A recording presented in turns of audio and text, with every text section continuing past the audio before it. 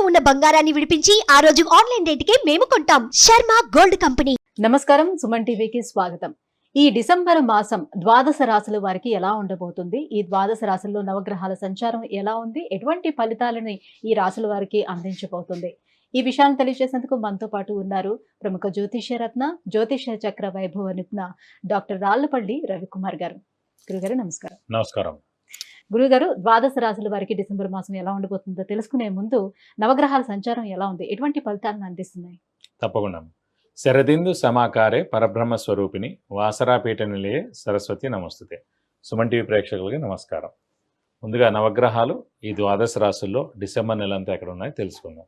రవి వృశ్చిక రాశిలో ఉంటారు, అలాగే బుధుడు కూడా వృశ్చిక రాశిలో ఉంటారు, శుక్రుడు మనకి మకర రాశిలో ఉంటారు, గురువు వృషభ రాశిలో ఉంటారు, శని స్వస్థానమైన మనకి కుంభరాశిలో ఉంటారు, అలాగే రాహు మీన రాశిలో ఉంటారు, కేతు మనకి కన్యా రాశిలో ఉంటారు. ఇంకా ఆఖరిగా మనం కొంచెం ముఖ్యంగా ఇంపార్టెంట్ చెప్పుకోవాల్సింది ఏంటంటే కుజుడు.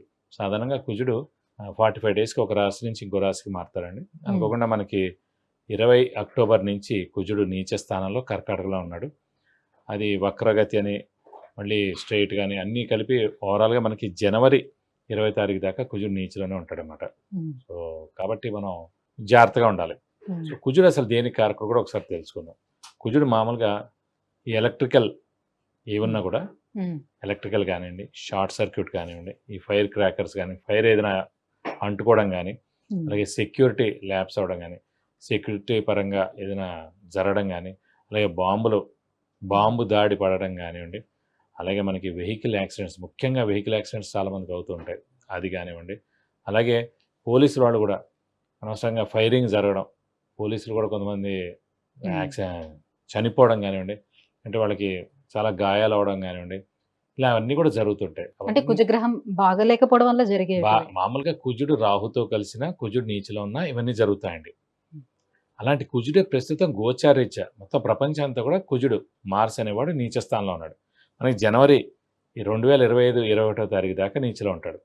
కాబట్టి అప్పటిదాకా మనకి ఖచ్చితంగా ఇలా ఇవన్నీ ఈ ఫీల్డ్లో ఎవరైతే పనిచేస్తున్నారో సెక్యూరిటీ రిలేటెడ్ కానివ్వండి, అలాగే ఇండస్ట్రీస్లో వర్కర్స్ కానివ్వండి, ఫ్యాక్టరీస్లో వర్కర్స్ కానివ్వండి, అంటే వర్కర్సే కదా ఈ ఇంజిన్స్తో వాటి దగ్గరగా ఉంటారు. ఎక్కడైనా సరే ప్రొడక్షన్ జరిగే చోట వర్కర్స్కి ఇలాంటివన్నీ జరిగేందుకు అనవసరంగా వాళ్ళకి క్షతగాతులు అవడం కానీ, యాక్సిడెంట్స్ అవ్వడం కానీ, నా కాలు చేయన ఇబ్బంది అవ్వడం కానీ, ఇవన్నీ కూడా జరిగేందుకు అవకాశాలు అనమాట. కాబట్టి కుజుడు నీచలో మటుకు ఖచ్చితంగా మనకి జనవరి 2025 వరకు ఉంటుంది. కాబట్టి కొంచెం జాగ్రత్తగా కర్కాటంలో ఉన్నటువంటి ఈ కుజుడి ప్రభావం ఏ రాశుల మీద ఎక్కువగా ఉంటుంది? దాని ప్రభావం ఎక్కువగా మనకి కర్కాటక రాశి, మెయిన్గా సింహరాశి ప్లస్ మీన రాశి. ఎందుకంటే కర్కాటక రాశికి యోగకారకుడు అయ్యాడు, మనకి సింహరాశికి యోగకారకుడు అయ్యాడు, అలాగే మీన రాశికి యోగకారకుడు అయ్యాడు. కర్కాటక రాశి కంటే పంచమ దశమాధిపతి అయ్యాడు, సింహరాశి కంటే చతుర్థ భాగ్యాధిపతి అయ్యాడు, మీనానికంటే ద్వితీయ భాగ్యాధిపతి అయ్యాడు. కాబట్టి ఈ 3 రాశులు మటుకు జాగ్రత్తగా ఉండాలి. గురుగారు, ఈ డిసెంబర్ మాసం కన్యా రాశి వారికి ఎలా ఉండబోతుంది? నవగ్రహాలు ఏ గ్రహాలు వీళ్ళకి అనుకూలిస్తున్నాయి బాగా? తప్పకుండా. కన్యా రాశి అనగానే మనకి ఉత్తర 2, 3, 4 పాదాలు, హస్త 1, 2, 3, 4 పాదాలు, చిత్త 1, 2 పాదాలు, ఈ నక్షత్రాల సమూహం మనకి కన్యా రాశిలోకి వస్తుంది. ఈ రాశి వారి ప్రస్తుతం శని 100కు 100 ఉన్నాడు, 6వ స్థానంలో స్వస్థానంలో. 3, 6, 11 స్థానాలు 100% అండి, ఏ రాశి నుంచి అయినా సరే శని ఉంటే కనుక. సో కన్యా రాశికి 6వ స్థానంలో ఉన్నాడు, స్వస్థానంలో, కాబట్టి చాలా బాగున్నాడు. అలాగే భాగ్యస్థానంలో గురువు, అది కూడా 100కు 100 చాలా బాగున్నాడు. అలాగే రాశాధిపతి అయిన బుధుడు తృతీయ స్థానంలో బాగానే ఉన్నాడు. ఇక ఒక రాహు మటుకు 7వ స్థానంలో ఉన్నాడు, కేతు మటుకు రాశిలో ఉన్నాడు.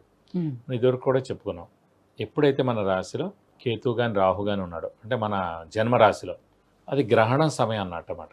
అలాగే జాతకంలో కూడా మనకి జాతకంలో చంద్రుడు కేతుతో కానీ, చంద్రుడు రాహుతో కానీ ఉన్నా, అయితే రవి రాహుతో కానీ, రవి కేతుతో ఉన్నా కూడా గ్రహణం సమయంలో మనం పుట్టాం అన్నమాట.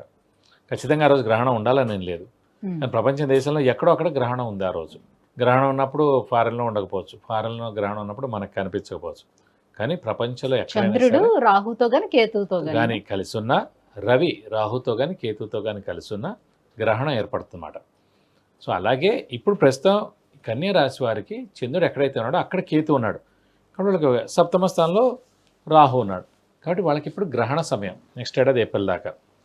అంటే వాళ్ళు ఎంత మంచి వాళ్ళైనా, బెస్ట్గా ఉన్నా, హెల్పింగ్ నేచర్ ఉన్నా, వాళ్ళకి ఏమి కూడా ఇప్పుడు బయటపడవు. వాళ్ళకి ఎక్కువగా శత్రువులు పెరగడం, ఆర్థిక నష్టం జరగడం, అందరూ తిట్టడం, శాపనార్థాలు పెట్టడం ఇలాంటివన్నీ జరుగుతాయి. ఎందుకంటే ఇదివరకు ఇలా ఉండేవాడు ఇప్పుడు మారిపోయాడు, పెళ్ళైన తర్వాత ఇలా మారిపోయాడు, అది తల్లి మాట వింటున్నాడు, అలా ఇంకేమిటేంటో అన్నీ అనమాట. ఏమి అనని మాట కూడా అన్నారని చెప్పి పుట్టడం, అనుకోకుండా మన ఫ్రెండ్ అయినా చుట్టమైనా సరే మనం ఒక మాట అనుకోకుండా ఎప్పుడు అనే మాటే అన్నాం, కానీ అది ఈ మాటకి ఇప్పుడు సరైన సమయం కాదు కాబట్టి మన మీద దుమ్మెత్తి పోస్తారు, మనం చెడ్డవాళ్ళం అవుతాం అన్నమాట. సో కన్యారాశి వారు ప్రస్తుతం ఏప్రిల్ దాకా ఇలాంటివి చిన్నవి మాట పడేందుకు అవకాశాలు ఉన్నాయి, మనల్ని గుర్తించరు అనేది నడుస్తుంది ప్రస్తుతం. సో మనం మౌనంగా ఉండడం ఉత్తమని నా ఉద్దేశం. అలాగే పాముల కల్లో కనిపిస్తుంటాయి ఈ సమయంలో. స్ట్రెస్ స్ట్రెయిన్ మానసిక ఆందోళన కూడా కొంచెం ఉంటుంది.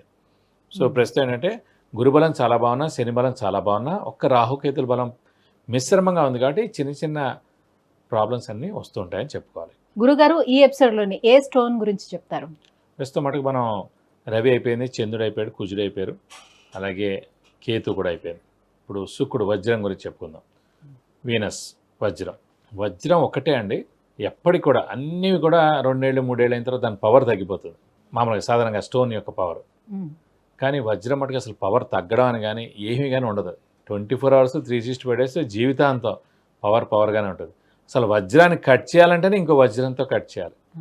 సో అలా అనమాట వజ్రానికి ఉన్న ఇంపాక్ట్. సో వజ్రం అంటే శుక్రుడు. మామూలుగా చూడండి చాలామంది జాతకంలో కూడా శుక్రుడు పొజిషన్ ఎక్కడ ఉన్నారో చూస్తారు. ఎందుకనంటే రవి 6 సంవత్సరాల దశ, చంద్రుడు 10, కుజుడు 7, కేతు 6, అలాగే అన్నీ కూడా చిన్న దశలు. 16 సంవత్సరాలు గురువు, శని 19, బుధుడు 17, కానీ శుక్రుడు ఒక్కటే 20 సంవత్సరాల మాట. అంటే శుక్రగ్రహం అసలు జాతకంలో బాగుందంటే కనుక ఆ వ్యక్తి 20 సంవత్సరాల పాటు చాలా బాగుంటారని, లగ్జరీస్కి ఏం లోటు ఉండదని. మగవాళ్ళు అయితే కనుక భార్య కారకురాలు శుక్రుడు కాబట్టి, శుక్రుడు బాగున్నాడు, మంచి అందమైన భార్య వస్తుంది, మంచి అమ్మాయి వస్తుంది, సో ఇతనితో అన్యోన్యంగా ఉంటుంది, పెళ్ళైన తర్వాత ఇతను కలిసి వస్తుంది, ఇవన్నీ అనమాట. సో శుక్రుడు అంత ఇంపార్టెంట్. కాబట్టి ఆ వజ్రం మనం పెట్టుకునేప్పుడు ఏంటంటే అందరికీ పడదండి, వజ్రం కొద్దిమందిగా పడుతుంది. ఫర్ ఎగ్జాంపుల్ మిథున లగ్నం కానీ, కన్యా లగ్నం కానీ, మకర లగ్నం కానీ, కుంభ లగ్నం కానీ, ఈ 4 లగ్నాలకి లేదంటే ఈ 4 రాశులకి యోగకారకుడు శుక్రుడు అవుతాడు కాబట్టి వాళ్ళు వజ్రం పెట్టుకోవచ్చు. అలాగే శుక్రుడు నీచలో ఉన్నాడు అనుకోండి వజ్రం పెట్టుకోవచ్చు. అంతేగాని అస్సలు పడనివి ఉంటాయి. అంటే మరి డైమండ్ నెక్లెస్లు అవన్నీ కొనుక్కుంటాం కదా, డైమండ్ రింగ్స్ కొనుక్కుంటారు. ఎప్పుడైనా ఒకసారి పెట్టుకోవడం వేరు, 24 అవర్స్ మనం మెడలో కానీ చేతికి కానీ పెట్టుకుంటే దాని ఇంపాక్ట్ సాధారణంగా ఈ వజ్రం పెట్టుకోగానే వేరే వాళ్ళకి అట్రాక్ట్ అవ్వడం, సో అనవసరమైన అపనిందలు పడడం, అనవసరమైన గాసిప్స్ బయట ప్రబలడం, అలాగే యాక్సిడెంట్ కూడా అవ్వడం. ఫర్ ఎగ్జాంపుల్ ఒకసారి డయానాకు కూడా చూడండి, ఆ మెడలో డైమండే ఉంది, ఆమెకి యాక్సిడెంట్ జరిగినప్పుడు కూడా. సో ఆ డైమండ్ యాక్సిడెంట్ కూడా కారకుడు అవుతాడు. అంటే అసలు పడని, ఇప్పుడు ఫర్ ఎగ్జాంపుల్ సింహరాశి ఉందండి, సింహరాశికి అధిపతి రవికి శుక్రుడికి అసలు పడదు, కాబట్టి సింహరాశి వాళ్ళు అసలు పెట్టుకోకూడదు డైమండ్, అర్థమైందండి. సో అలా కొన్ని ఉంటాయి మేడం, వాళ్ళు పెట్టుకోకూడదు. రాసులు లగ్నాలు అన్నిటిని చూసుకోవాలి, అన్ని రకాలు చూడాలి. ప్లస్ జాతకంలో కూడా ఆ శుక్రుడు పొజిషన్ ఎక్కడ ఉన్నాడు, నీచలో ఉన్నాడా, 6, 8, 12 స్థానాల్లో ఉన్నాడా, ఈ లగ్నానికి అదృష్టకారకుడా, ఈ లగ్నానికి మేలు చేస్తాడా, ఏదైతే కావాలో ఆ దానికి సంబంధించి ఫర్ ఎగ్జాంపుల్ విద్యన, ఉద్యోగమా, ఏ స్థానంలో ఉన్నాడు, అలాగే వివాహ స్థానంలో ఉన్నాడా, సంతాన స్థానంలో ఉండి వాడు నీచలో ఉన్నాడా, సో అప్పుడు పెట్టుకోవాలి. సో అది ఏదైనా సరే చాలా జాగ్రత్తగా చూసి పెట్టుకోవాలి. అందుకే అందరూ పెట్టుకోవడానికి శుక్రుడు ఏ స్థానాల్లో రాణిస్తాడు? శుక్రుడు సాధారణంగా 6 ఏదైనా సరే అండి, ఏ గ్రహమైనా 6, 8, 12 స్థానాల్లో కాకుండా నీచలో కాకుండా ఉంటే అన్ని చోట్ల వాళ్ళు యోగిస్తారు. ఇదే రూల్, ఫిక్స్డ్ రూల్. కేంద్ర కోణం అంటారు, 1, 4, 7, 10 కేంద్రాలు, కోణం అంటే 159, ఈ వీటిలో ఎక్కడున్నా కూడా బాగా రాణిస్తారు. కాబట్టి అలా చూసి మనం పెట్టుకుంటే చాలా మంచిది. గురుగారు మరి కన్యా రాశి వారికి సంతాన యోగం ఎంతవరకు ఉంది? ఇప్పుడు భాగ్యస్థానంలో గురువు ఉన్నాడు కాబట్టి, గురువు సంతానకారకుడు కాబట్టి ఖచ్చితంగా సంతానం కలిగేందుకు అవకాశాలు 100% ఉన్నాయి. మరి గృహయోగం కూడా ఎందుకంటే ఎప్పుడు కూడా మన లగ్నం నుంచి కానీ రాశి నుంచి కానీ చతుర్థ స్థానంలో కానీ భాగ్యస్థానంలో కానీ గురువు ఉంటే కనుక ఆ సంవత్సర కాలంలో పాటు ఖచ్చితంగా స్థలం కానీ ఇల్లు కానీ కొనేందుకు అవకాశాలు ఉన్నాయి. కాబట్టి ప్రస్తుతం కన్యారాశి వారికి భాగ్యస్థానంలో గురువు ఉన్నారు కాబట్టి ఖచ్చితంగా గృహయోగం ఉండేందుకు అవకాశాలు 100% ఉన్నాయి. అంటే గురు శనులు బాగానే ఉన్నారు, గురువు శని చాలా బాగున్నారు, రాహుకేతు మిశ్రమంగా ఉన్నారు. వాళ్ళు ఏప్రిల్తో రాహుకేతులు కూడా మారిపోతారండి. సో అప్పటి నుంచి ఇంకా చాలా బాగుంటుంది. మరి ఆ రాహుకేతువుల శాంతి కోసం ఎటువంటి పరిహారాలను పాటించాలి? అంటే మెయిన్గా మనకి రాశిలోనే కేతు ఉన్నాడు కాబట్టి వినాయకుడిని ఎక్కువగా ఆరాధిస్తే మంచిదండి. ప్రస్తుతం ప్రతిరోజు వినాయకుడు అష్టోత్తరం చదువుకోవడం మంచిది. అలాగే బుధవారం రోజు ప్రతి బుధవారం వినాయకుడు టెంపుల్కి వెళ్ళి 40 ప్రదక్షిణాలు చేస్తే మంచిది. అలాగే వీలైతే కనుక కేతువుకి 6000 సార్లు జపం చేయించి ఉలవలు కేజీంపో 1000 రూపాయల వరకు గోల్డ్ ఐటమ్ దానం ఇస్తానుక దోషం మొత్తం తొలగిపోతుంది. విద్య, ఉద్యోగం, వివాహం, ఆరోగ్యం, ఐశ్వర్యం, వాహనం, విదేశీయానం వీటన్నిటి గురించి తెలుసుకోవాలంటే కింద స్క్రోల్ అవుతున్నటువంటి నెంబర్కి కాల్ చేసి గురువుగారి అపాయింట్మెంట్ పొందవచ్చు. గురుగారు, కన్యా రాశి వారికి ఈ డిసెంబర్ మాసం ఎలా ఉండబోతుంది? రాహు కేతువుల కోసం ఎటువంటి పరిహారాలను పాటించుకోవాలి? ఈ విషయాన్ని తెలియజేసినందుకు ధన్యవాదాలు. నమస్కారం.